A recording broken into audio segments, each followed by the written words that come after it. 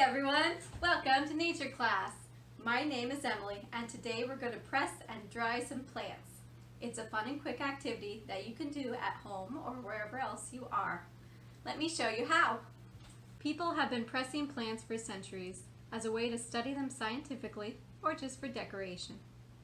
If we were going to press these scientifically, we would have to collect as many parts of the plant as possible, including the flowers, buds, or any fruit it might have, the stem, the leaves and how they're arranged on the stem, the roots, and any other parts we might find.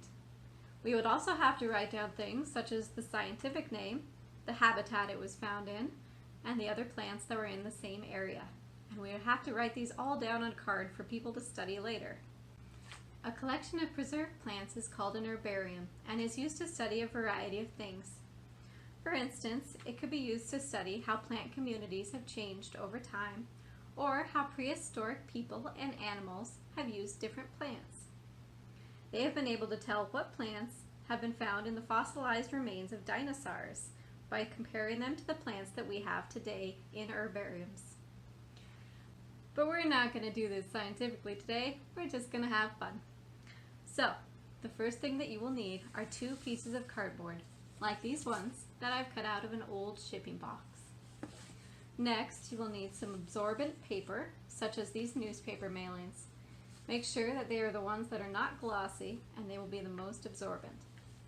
The third thing you will need are some large books or rocks or other objects that can be used to weigh down your sample and press all that water out of the plants. And finally, you're going to need to go outside and find some nature that you want to press. So, let's go! Okay, here are our samples. As you can see, I've chosen some that are a bit flatter and have less water in them and will be easier to dry out.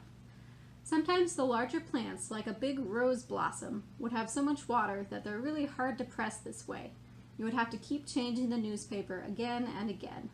So, try to start out with something that's thin and easy, and it should dry out very quickly. Let's get started.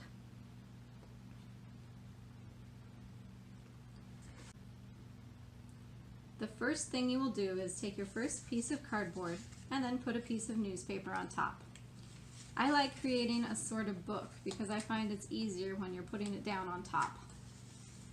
Next, we lay out our samples and try to press them into the paper sort of flatly. Just like this. Might have to press the petals open a little bit. Make sure it fits. And one more. Okay. Next, you fold over the newspaper and the cardboard carefully on top of the plants. Then, you can secure it with another piece of tape if you like. I like doing that so it's nice and secure and won't come apart. But you don't have to. Finally, you want to make sure it's on a flat surface and you cover it with your large, heavy objects. Boom. Boom. Boom. Physics is great for this step. And there you have it. Now all we have to do is wait.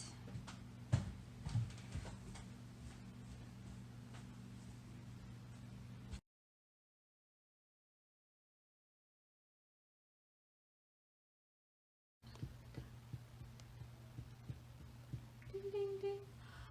Ah, hooray, it's finally done. Let's open this up and see how they look.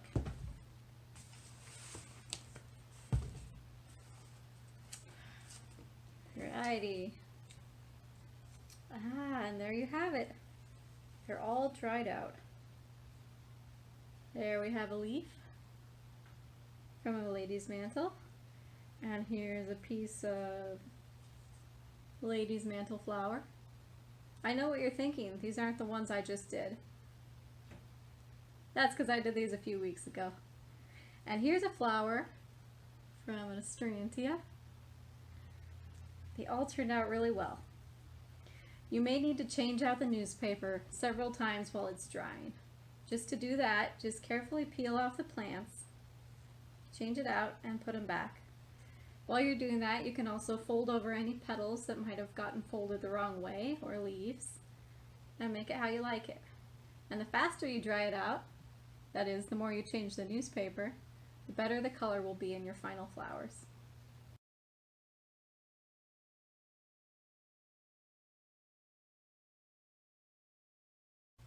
Hooray, you're done!